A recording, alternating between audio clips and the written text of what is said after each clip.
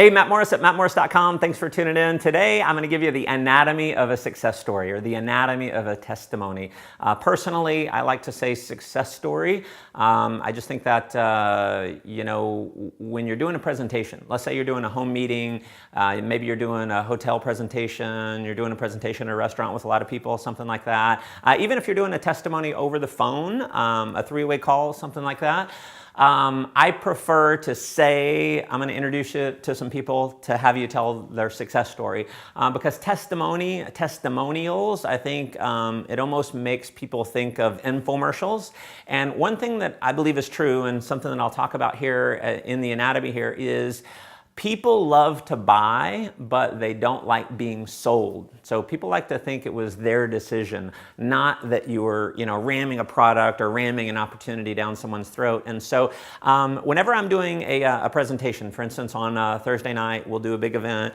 We'll have about 10 to 15 people come up and share their success story about our product, about our business, and so forth. And this is the format that we follow. Now, one of the things that's very, very important, in fact, it's critical, is that when someone comes up to give their success story, they're not junior presenter, okay? That's our joke. When someone gets up and they try and sell the crowd, they get into selling mode. That's being a junior presenter. They're trying to take the job of the presenter. See, there's two roles in doing an effective presentation. You've got the speaker, who is the salesperson, and they have the right to be the salesperson because that's what people expect, and they have the time to share their story, build rapport, and then sell, to give the presentation. Yes? Now, the people who come up for a success story is if everyone is coming up and selling, you should do it because of this, and,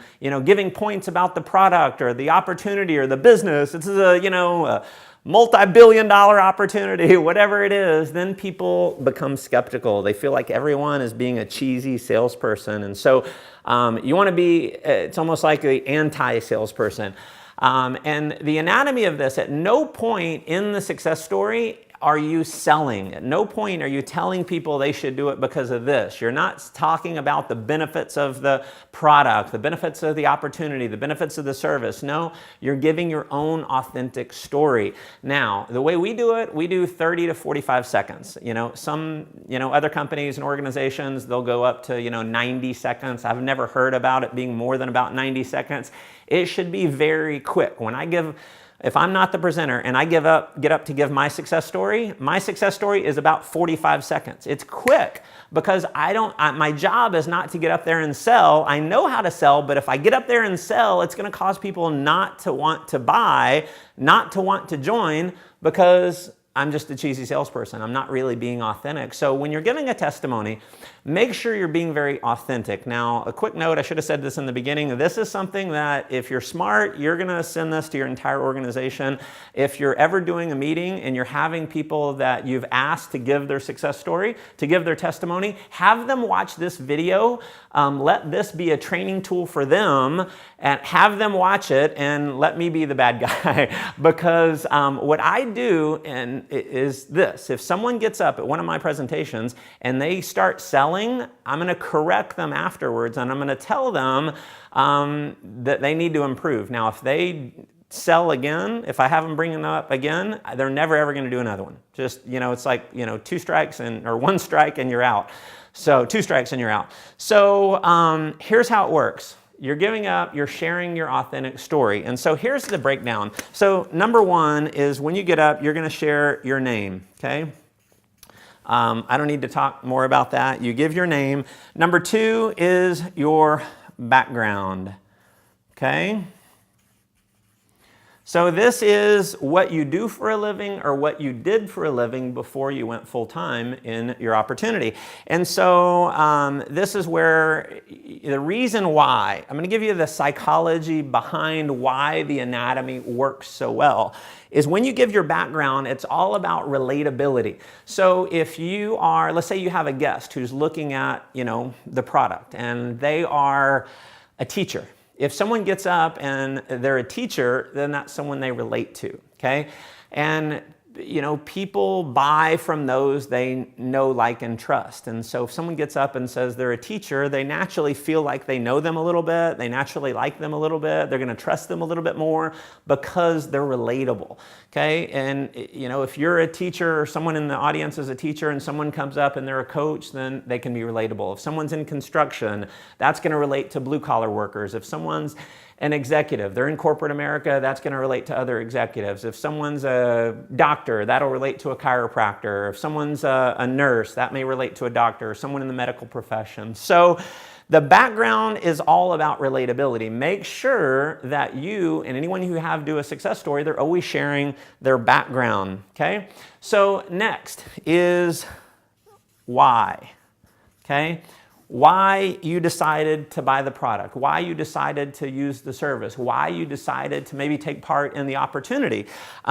This is, if there's any point where there's any selling that comes across, it's here, but what you're doing is you're sharing your why. You're being very authentic. See, when you open up and you're authentic, you give other people the permission to open up and be authentic as well. And so, you might share the fact that, one of my stories is when I owned a network marketing company, I was in the office all the time and I was missing my little girl growing up. I'd go to work and many days she'd already be asleep. I'd come home and many days she'd be asleep. And so I was missing her growing up. I was watching my daughter growing up horizontally, not vertically.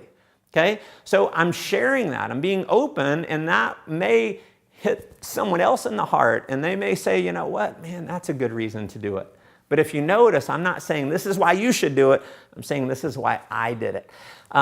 If there's something about the product, there's some, phytonutrient in the product, or there's something about the product that you think is totally amazing, and that's why you decided to buy it, at that point, you can share that. I wanted to buy this because I've looked at every other product in the marketplace, and man, it's the most amazing thing I've ever seen because of this one thing, and so that's why I did it.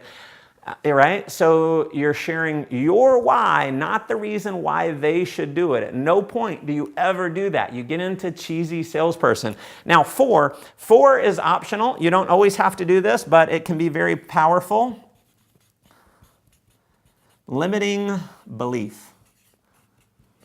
Okay? You can share your limiting belief. So if maybe you were skeptical when you heard about the product, you can talk about that. When I saw, let's say it's weight loss, I was skeptical because, I've tried so many other things and nothing ever worked. And so I thought this was going to be just like everything else. And then you share your, what actually happened. And so you can share your limiting belief.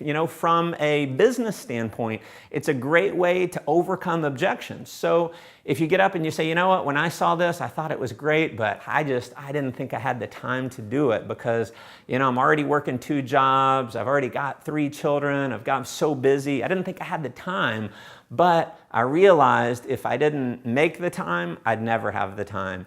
And then you get into number 5. So you can share your limiting belief. In many cases, that's going to overcome other people's objection. I didn't have the money when I saw this, but I knew, if I didn't do something about it, I'd never have the money. And so again, that can overcome some other people's limiting beliefs. It can be very powerful when you share yours. And then number 5 is your tangible results. Okay, and I am going to underline, I'm going to circle. One of the biggest mistakes that people make in giving their success story is they don't give anything tangible. They get up and they go through, they may nail the first 4, but then when they get to 5 and, since I've joined, it's changed my life. Changing your life, there's nothing specific about that. There's nothing tangible about that. So you can say it changed your life, but you have to give specifics. And again, leaders lead. So if you're ever doing a presentation and people are not giving a tangible result, you have to correct them. You have to let them know, hey, you did an awesome job, but you need to add something tangible. See, when it comes to the business side, giving things like, I went out and I shared this product with 5 other people. They love the product so much, they started sharing it with others. Now I have an organization of over 150 customers that I'm earning an override on. So that's an example of specifically, you referred this many, it turned into this many because of the value of the product. That's an example of something very tangible. Now, one thing that I would highly advise against, don't go out giving income claims. Don't be telling people, I got in and I made $5,000 my first month, or I made whatever the number is. Just leave the money aside. There's a compensation plan and people can get that there's an opportunity there, but we never want to be misleading. We never want to give income claims. Chances are it'll get you in trouble with your company. You're a representative for your company. You never want to get your company in trouble with the Federal Trade Commission or any government regulatory bodies. And so let's leave income out of it. This is something that I think our profession, we've really turned into much more of a trusted and credible profession than we've ever been. Let's continue with that. And so this is the anatomy of a success story. Again, share this whenever you're doing a presentation. Feel free to share this video with them, and I believe it will help you enroll more people and sell more products, whatever your product or service is. So thanks for tuning in. If you feel like this can give some value to some others, you can share it around as well. I would love to hear your comments below. Let me know if this added value for you. If you're not already at mattmorris.com, hop over there, put your name and email address in. I'm gonna send you my 5-day free video training on how to go from amateur to professional in network marketing. You will absolutely love it. Thanks for tuning in again. Go make life an adventure.